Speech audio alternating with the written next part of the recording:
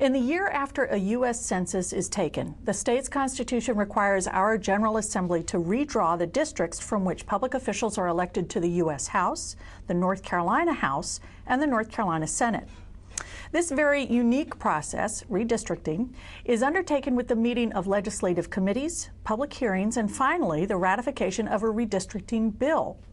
But while the governor does not have the power to veto a redistricting bill, a redistricting plan can't be implemented until it gets pre-clearance by the U.S. Justice Department or through a lawsuit brought in the U.S. District Court for the District of Columbia.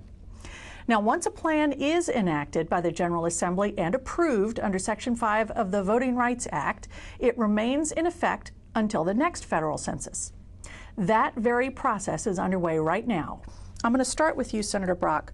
First of all, give us a sense of where we are now in the redistricting process. Well, right now we just finished up over 70 public hearings across the state where we took in public comments both before the maps, first draft maps were released. After they were released, we had more public hearings where people could comment, not only at the hearing, but they could comment online. And also, after those changes, we had some more hearings after that. And after we went through a whole round of over 70 hearings throughout the state of North Carolina, this past week we had committee hearings where members of the General Assembly on the Redistricting Committee, and I know actually other members in the General Assembly could comment on the maps. And this week we are actually voting on the maps on the floor of both the House and State Senate. Okay. And then, Representative Lewis, given the fact that we don't have a crystal ball and we don't know exactly when this is going to be completed, can you give us a sense of what we propose the time frame is going to be and the steps that need to be taken in order for it to be complete?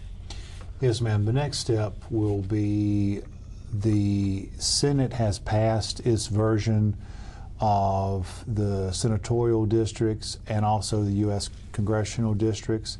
The House has passed the House version of the House districts. Those have what we call in legislative parlance crossed over to the other chambers. Okay. Tomorrow morning at 10 o'clock, the House will take up the Senate bill and also the U.S. congressional bill. It's our intent to debate those, explain those, answer any questions that members of the committee may have. And then, again, legislative parlance to report those out for a floor vote on the House tomorrow afternoon. And then they will, assuming there's no changes to the Senate plan, it becomes law. If there is a change, it will pass back over to the Senate for a concurrence vote. And the same thing will hold true with the congressional map.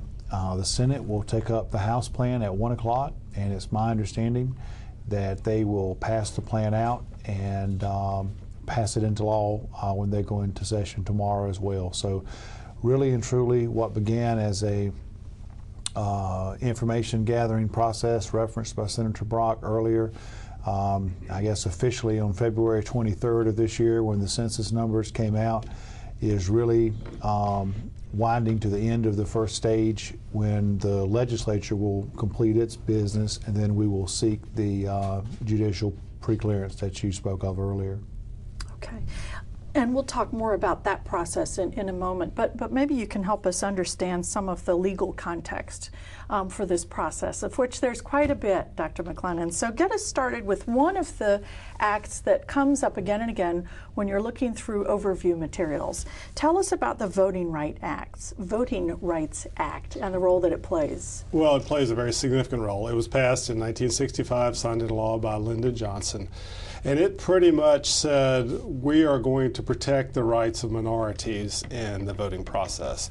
It really was put into law to get rid of things such as literacy tests for voters, which back in the Jim Crow days was just, it kept the minorities out of the process. How it impacts redistricting here in 2011 is exactly what you said in your opening.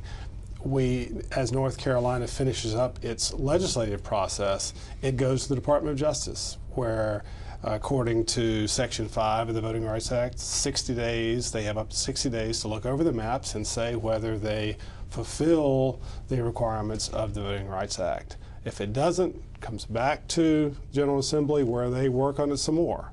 And we saw that 10 years ago, and we saw that play out for a couple of years. So it's not something that we necessarily want to see happen. We don't want to see the legal process take over the legislative process, but it could happen. 40 counties in North Carolina are a particular focus of interest for the Department of Justice. Other southern states are also affected by the Voting Rights Act.